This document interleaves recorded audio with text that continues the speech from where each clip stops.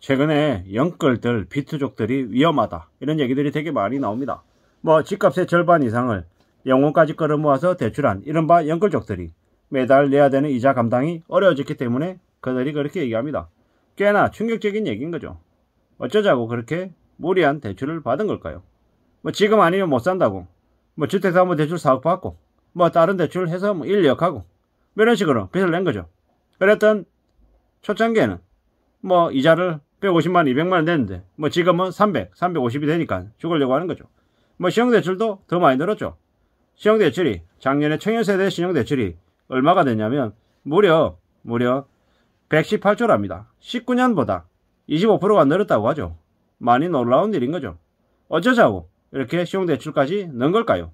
결국에는 영끌 때문에 영까지 끌어모아서 대출하다 보니까 신용대출이 더 필요해서 그렇게 낸 거다라고 봐야 되는 거죠. 이때는 뭐 게다가 제2금융권의 대출 증가도 늘었다고 하죠. 리봉빌, 신용카드 결제 금액을 다음 달로 미루는 것도 뭐 늘었다고 합니다. 30대 이하의 다중채무자 비중도 점점 늘어지고 있고요. 뭐 비투, 영끌 이런 단어가 한때 유행했죠. 청년들 사이에는 그걸 투자의 일풍으로 인식했죠. 뭐 경제 상황이 안 좋아지면서 부채만 지금은 더 늘어나고 있다라고 봐야 됩니다. 이게 많은 청년들이 겪고 있는 모습이라는 거죠. 절대로 상황이 괜찮지 않습니다. 그냥 별일 없이 가는 게 아니라는 거죠. 누가 이렇게 심하게 대출을 하게 만든 걸까요? 이런 분위기를 조장했던 세력들이 있지 않나라는 거죠. 유행에 민감하고 뒤처지기 싫어하는 젊은 층들이 너무 쫓기듯이 그렇게 비투 영끌에 나섰다라는 거죠. 그랬던 그들이 이제 서서히 당했다라고 생각하는 거죠. 왜냐? 그냥 그저 그렇게 별일 없이 쉽게 돈 버는 일은 없다라는 거죠. 과거에도 그랬고 지금도 그렇고 앞으로도 마찬가지입니다. 뭐 비투하고 영끌하고 빚내 가지고 뭐 잘 되는 일을 찾기란 정말 어렵다라는 거죠. 게다가 빚은 자기가 감당할 수 있는 범위, 감수할 수 있는 범위 안에서만 해야 되는 거죠. 원금하고 이자를 갚을 수 있는 범위 안에서 빚을 내야지 그게 제대로 된 빚 레버리지 활용인 거죠. 그게 아니고 무리하게 감당 못할 빚을 내버리면 어떻게 됩니까? 그냥 인생이 금세 망가진다라는 거죠.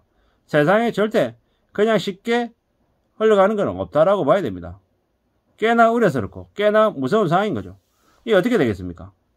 다른 세대보다 경험과 정보가 부족한 만큼 더욱 철저하게 공부하고 학습해서 나서야 되는데 그러지 못했던 거죠. 유튜브 얘기 좀 듣고 그냥 전문가라고 말하는 사람들의 몇 마디 말에 넘어가서 그렇게 미친 듯이 뛰어들었던 거죠. 경제 공부라는 게 세상이 어떻게 흘러가는지를 파악한다라는 게 절대 쉬운 게 아니죠. 그리고 내가 이게 맞다라고 판단해도 또 돌아서서 보면 내가 그때 잘못 생각했구나라고 후회하는 경우도 많이 생긴다라는 거죠. 그게 현실임을 잊지 말아야 되는 거죠. 뭐 세상이 어떻게 돌아가는지, 한국이 어떤지, 미국이 어떤지, 중국이나 일본이 어떤지 주변 나라에 대한 파악도 필요하고요. 그리고 뭐 주변 상황도 주변 상황이지만 정말 내 자신이 어떤 처지인지도 파악할 필요도 있는 거죠. 이래저래 내 자신뿐만 아니라 나라 전체 그리고 내가 속해 있는 시장 뭐 여러 가지에 대한 파악이나 분석이나 공부가 없이 그냥 한다라는 건 사실상 자살행위라고 봐야 되는 거죠. 손해를 감수할 수 있다. 손해를 감당할 수 있다. 이 말은 무슨 말입니까? 자기가 벌어들인 돈 안에서 투자를 해서 돈을 날려도 그 타격이 좀 덜하게끔 뭐 해야 되지 않나라는 생각을 해보는 거죠. 뭐 이래저래 많은 고민들이 드는 게 이번 영끌 비투족들의 모습일 겁니다. 어떻게 해야 될까요? 앞으로 어떻게 헤쳐나갈 수 있을까요? 좀 많이 고민스러울 겁니다. 그리고 그들이 또 이러한 상황들을 쉽게 또 해결해 나가거나 풀어나갈 수 있을까? 그것도 안 쉽죠. 정말 지금보다 2배, 3배 이상 더 노력하고 벗어나겠다. 빚의 굴레에서 벗어나겠다라고 악착같이 움직여야지만이 겨우겨우 살아갈 수도 있을 겁니다. 뭐 더 이상 앞으로 우리는 월급이 과거에 비해서 뭐 급속도로 오르는 일도 없을 것이고 뭐 보너스를 받거나 성과를 받는 일도 점점 줄어들 겁니다. 게다가 물가는 더 올라서 우리네 삶을 더 힘들게 만들 거다라는 거죠. 그냥 별일 없이 무난하게 흘러가는 일은 생기지 않는다라는 거죠. 내가 아무 짓도 하지 않았는데 나한테 그냥 보상이 주어진다라는 건 그냥 도둑놈 심보다, 사기꾼이다라는 거죠. 함부로 금방 빨리 돈을 뭔가 벌 거라는 생각은 안 하는 게 좋겠다라는 말씀을 드립니다. 왜냐? 그런 일은 나한테 쉽게 일어나지 않는 거죠. 남들한테 벌어지지 않는 행운이 나한테 벌어지면 그건 의심해야 된다 라고 말씀을 드리고 싶은 거죠. 절대로 그냥 이루어지는 거, 쉽게 뭔가를 가질 수 있는 건 없다라고 봐야 됩니다. 진짜 2030들에게 진짜 재테크는 뭐겠습니까? 자기 자신의 능력을 키우는 거죠.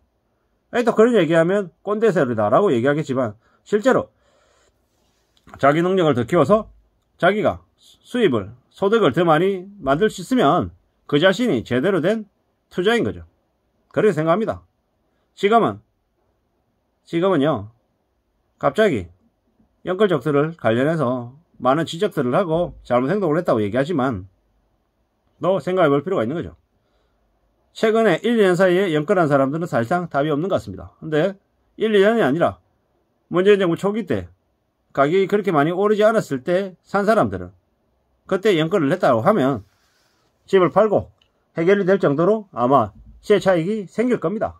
막차를 탄 경우에는 답이 없지만 그게 아니라고 하면 그래도 충분히 여유가 있다라는 말씀을 드리는 거죠. 예를 들어서 7억짜리 아파트를 자기 돈 한 5억 넣고 샀다. 근데 그게 2015년, 2016년에 했다. 이러면 얘기가 다르다라는 거죠. 그때 7억 하던 아파트가 지금 호가 기준으로 17억, 18억 하고 있을 거니까요. 그런 것들을 좀 극단적으로 얘기해서 절대 그럴 리 없겠지만 10억에 판다. 그러면 안 팔릴까요? 그 가격으로 하면 지금이라도 팔릴 수 있다라고 저는 생각하는 거죠. 그리고 그랬을 경우에는 물론 시세 차익으로 버는 돈은 적긴 하겠죠. 근데 빠져나올 수 있다는 거죠. 물론 예를 들어서 4, 5년 전에 2억 하던 아파트가 가격이 올라서 지금 8억이다. 근데 그거를 급매라고 해가지고 7억 5천 주고 샀다. 이러면 좀 얘기가 다른 거죠. 왜냐? 이미 7억 5천으로 거품이 많이 껴있는 상태이기 때문에 그 집을 지금 시기에 샀다라고 하면, 게다가 연끌로 샀다고 하면 그냥 절벽 아래로 떨어지는 거죠. 시기에 따라서 다르다라는 거죠. 싸게 샀다라고 하면 어떤 식으로든 빠져나올 기회가 있을 거고, 뒤늦게 꼭지점에서 샀다라고 하면 사실상 답이 없다라는 거죠. 그러면 연끌족들이 투잡, 쓰리잡, 포잡하면서 미친듯이 일해야 될 거고, 그 연끌족들에게 아주 높은 가격에 판 사람들은 어떻게 되겠습니까?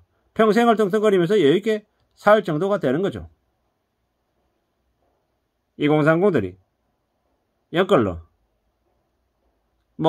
시세 차익을 노린 투기꾼들이다.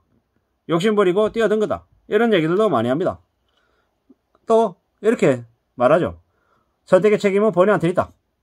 감당할 수 있는 집을 샀다. 그러면 별 문제 없다라는 거죠.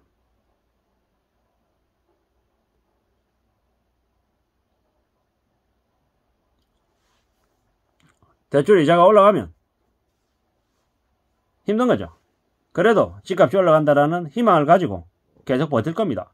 쉽게 금매로 내서 팔지 않을 거다라는 거죠.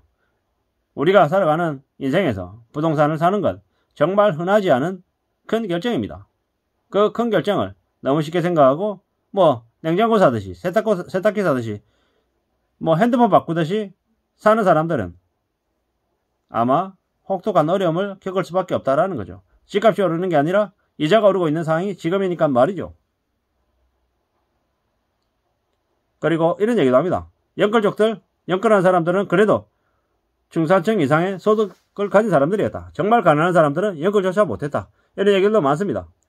이번에 무리하게 빚을 내서 산 사람들, 아마 그들이 겪는 고통이 상상을 초월할 거다라는 말씀을 드리는 거죠. 이제는 버티기가 점점 더 어려워져서 나중에는 멘탈도 나가고 정신줄도 내려놓을 것 같습니다. 지금은 경제나 시중금리나 환율이나 국제무역 수지나 죄다 안 좋은 것밖에 안 보이는 거죠. 이런 상황인데 집값이 계속 오른다 이렇게 기대하는 건 좀 무리다라고 생각하는 거죠. 앞으로 한국이 일본처럼 불황이 고통스럽게 길어질 것 같아 어렵습니다. 아무쪼록 이런 때 함부로 집을 무리한 빚을 가지고 사는 건 경계 또 경계해야 될 것 같습니다. 이상입니다. 감사합니다.